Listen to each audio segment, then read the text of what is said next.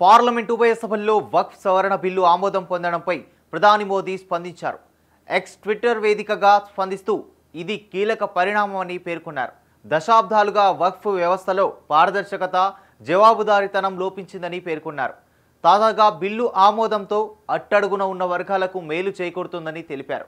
అంతేకాకుండా వారి గలం వినిపించే అవకాశం కూడా దక్కుతుందని చెప్పుకొచ్చారు.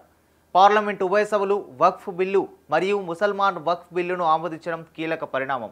సామాజిక, ఆర్థిక న్యాయం, పారదర్శకత, సంహిలత వృద్ధి కోసం అన్వేషణలో ఒక కీలకమైన ఘట్టం.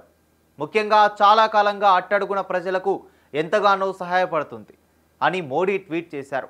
12 గంటల పాటు చర్చ తర్వాత శుక్రవారం అర్ధరాత్రి దాటిన అనంతరం రాజ్యసభలో వక్ఫ్ సవరణ బిల్లు ఆమోదం పొందింది. బిల్లుకు అనుకూలంగా 128 ఓట్లు, వ్యతిరేకంగా 95 ఓట్లు పడ్డాయి. చర్చ సందర్భంగా ప్రతిపక్షాలు లోపాలు ఎత్తి చూపాయి. మొత్తానికి ఉభయ సభల్లో సులువుగానే బిల్లు ఆమోదం పొందడం విశేషం. ఇక బిల్లును రాష్ట్రపతి ద్రౌపది ముర్ము దగ్గరకు వెళ్లనుంది. రాష్ట్రపతి ఆమోద ముద్ర వేస్తే చట్టం అమల్లోకి రానుంది. వక్ఫ్ బిల్లుపై బుధవారం లోక్సభలో 14 గంటలకు పైగా చర్చ జరిగింది. అనంతరం స్పీకర్ ఓం బిర్లా ఓటింగ్ నిర్వహించారు. బిల్లుకు అనుకూలంగా 228 మంది, వ్యతిరేకంగా 232 మంది సభ్యులు ఓటేశారు.